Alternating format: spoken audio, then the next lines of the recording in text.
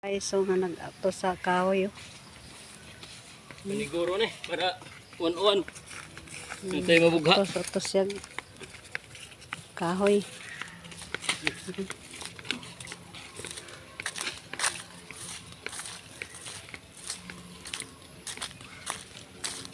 Para sa sunglod. Kaugasan na siya guys. Kay kuan pa man, basa pa man. Sa nagpauga.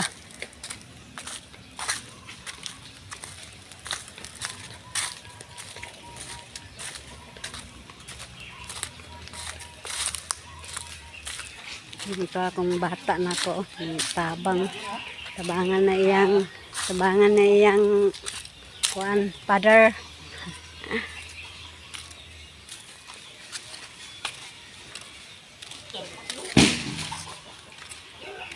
Dul-dulan ako ah.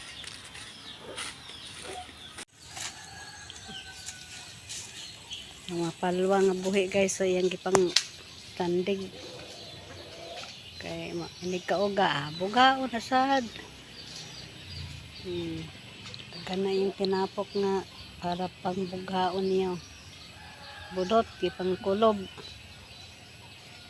Kay sunglod.